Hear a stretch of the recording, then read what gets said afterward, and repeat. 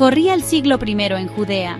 La región, conquistada por el Imperio Romano, vivía bajo la sombra del poderío de Roma. Las calles de Jerusalén, llenas de comerciantes y peregrinos, bullían con una mezcla de culturas y tensiones.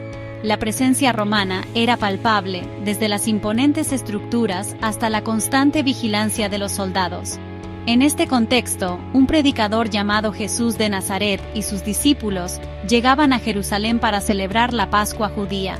La Pascua, una fiesta de liberación y esperanza, conmemoraba la salida del pueblo de Israel de la esclavitud en Egipto. Jesús, consciente del peso de la historia y de la expectación que había generado su llegada, sabía que se acercaba un momento crucial en su misión. Las enseñanzas de Jesús, que hablaban de amor, perdón y un reino de justicia, habían calado hondo en el corazón de la gente común. Sus milagros, como la multiplicación de los panes y los peces o la curación de enfermos, habían asombrado a muchos y habían despertado la suspicacia de las autoridades religiosas, quienes veían en él una amenaza a su poder. El ambiente en Jerusalén era de expectación y temor. La Pascua, con su simbolismo de liberación, se mezclaba con la creciente tensión entre el pueblo judío y el poder romano. Era en este escenario, cargado de significado religioso y político, que Jesús se preparaba para compartir la última cena con sus seguidores. En una casa modesta de Jerusalén, con sus paredes de piedra y techos bajos, Jesús se reunió con sus discípulos para celebrar la cena pascual. La luz tenue de las lámparas de aceite iluminaba los rostros de los comensales, mientras el aroma del cordero asado impregnaba el ambiente. Sentados en el suelo, sobre cojines, compartían el pan sin levadura y las hierbas amargas, símbolos de la antigua liberación de Egipto. Jesús, con voz serena pero firme, tomó el pan en sus manos y lo partió.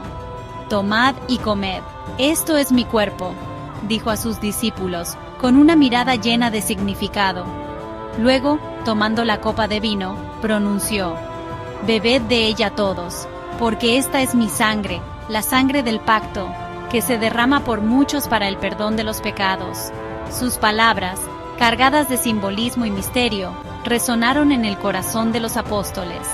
El pan, alimento básico y cotidiano, se convertía en el cuerpo de Jesús, ofrecido por la salvación de la humanidad.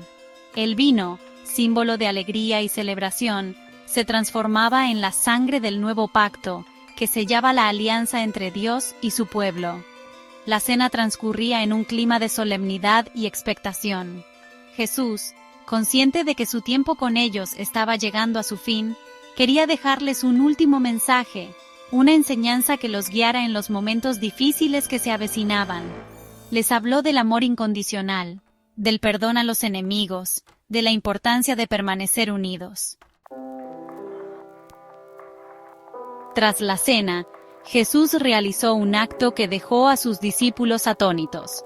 Se levantó de la mesa, se ciñó una toalla a la cintura, y tomando un recipiente con agua, comenzó a lavar los pies de sus discípulos. Este gesto, considerado propio de sirvientes, era una muestra de humildad y entrega que iba más allá de las costumbres de la época. Pedro, siempre impetuoso, se resistió al principio. «¿Tú, Señor, me vas a lavar los pies a mí?», exclamó, incrédulo. Jesús, con infinita paciencia, le respondió: «Lo que yo hago tú no lo entiendes ahora, pero lo entenderás después».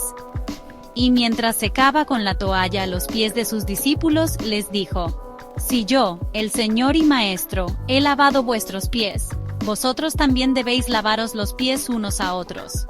El lavatorio de los pies se convirtió en una lección viviente de humildad y servicio. Jesús, el Hijo de Dios, se despojaba de toda preeminencia para ponerse al servicio de los demás. Les mostraba con su ejemplo que la grandeza no reside en el poder o la posición social, sino en la capacidad de amar y servir a los demás, incluso en las tareas más humildes.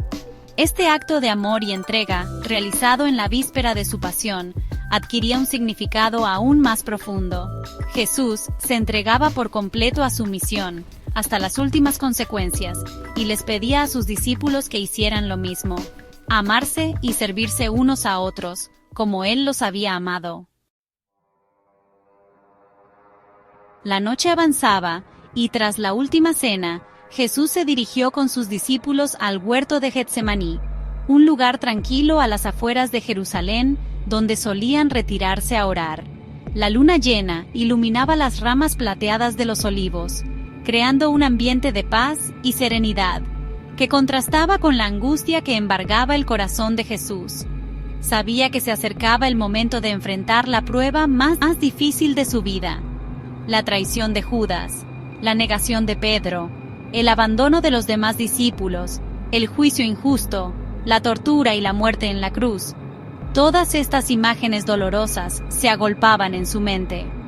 En la soledad de la noche, Jesús se postró en tierra y oró con fervor al Padre: «Padre mío, si es posible que pase de mí esta copa, pero no se haga mi voluntad, sino la tuya». Su oración, llena de angustia pero también de sumisión a la voluntad del Padre, revelaba la profundidad de su amor por la humanidad.